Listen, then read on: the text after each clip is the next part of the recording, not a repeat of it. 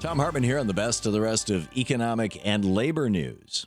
You need to know this. It's not only the income gap that we should be worried about.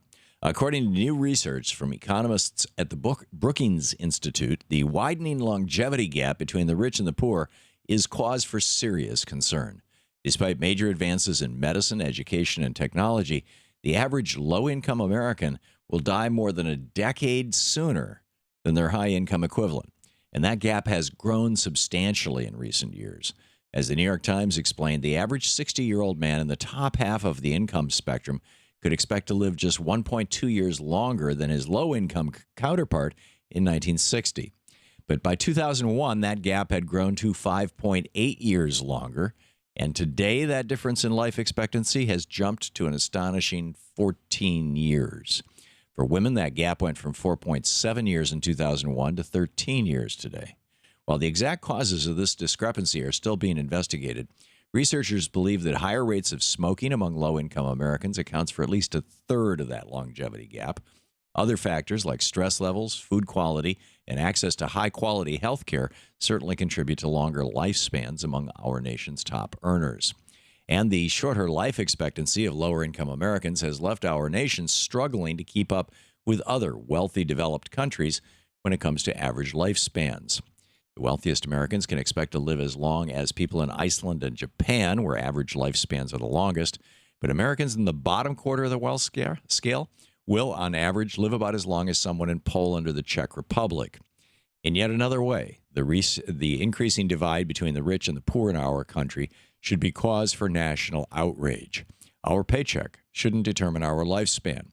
But that's what happens when you have to be rich to afford good food, quality health care, and a little leisure time to relax in the United States. Last time I checked, the American dream was a dream shared by more than just the wealthy. It's time to bring back that dream and return the era of shared prosperity that gave Americans the full, long lives that they deserve. Marijuana businesses are being flooded with piles of cash. According to a recent article in The Guardian, the continued federal ban on banks accepting cash from illegal drug sales is causing major problems for marijuana dispensaries in states that have ended cannabis prohibition.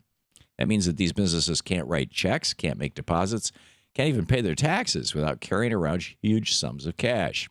Obviously, that limitation poses a big business risk for tax offices that collect payments and huge personal risk for the employees who actually bring in all that cash.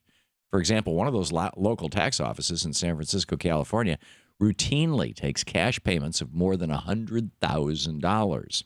All cash businesses are prone to more fraud, theft, and corruption than businesses that can access our banking system.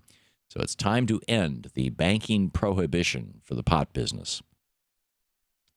During this election cycle, there have been more than one disparaging statement made about how Democrats want to turn the U.S. into Europe. Well, according to the actual data, that transformation would be one heck of a positive goal. A new article over at econmonitor.com says, quote, European countries, especially the high-income democracies of Northern Europe, make better use of their wealth in supporting a good life for their citizens, end quote. In other words, many European nations take better care of their citizens by making sure that all the wealth doesn't go straight to the top. And that conclusion is pretty much the same, regardless of whether you're using a more liberal or more conservative form of measurement. In categories like nutrition, medical care, and other basic needs, European nations are among the best in the world in providing for the basic human needs of their citizens. And when it comes to so-called conservative values like national security and crime prevention, it turns out that the European countries are doing a better job of that than the U.S. as well. If Republicans want to continue to accuse Democrats of wanting to turn America into Europe, perhaps we should simply ask them why they don't. Monster.com says that bilingual skills will help job seekers land a new job. But charter schools like the Success Academy in New York City apparently think that learning a second language is a waste of time. That must be what that school's CEO, Eva Moskowitz, was thinking when she dropped language classes and said, quote, Americans don't tend to do foreign languages very well, end quote. But students at the Success Academy can try putting their newest class, chess, on their resumes and see if that helps them find a job.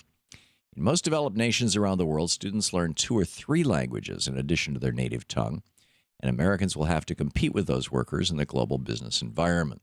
we should be doing everything we can to prepare our students for the jobs of the future. And that means more languages and fewer board games, and the end of for-profit charter schools once and for all. And finally, Santa Rosa, California is stepping up the care of their homeless citizens. According to a recent article over at the Think Progress blog, that city is rolling out a new trailer to offer the homeless free 10-minute hot showers and access to a private restroom. The new trailer will also provide great opportunities for social workers to talk to homeless citizens about assistance programs and public housing. Rather than criminalizing homelessness, like so many cities have done throughout America, Santa Rosa is treating people who don't have homes like they're actual people. Hopefully, more cities around the United States can learn from these examples, and we can focus on programs like this that improve the lives of those who need our help the most. And that's the way it is for the week of February 22nd, 2016. I'm Thom Hartmann on the Economic and Labor News.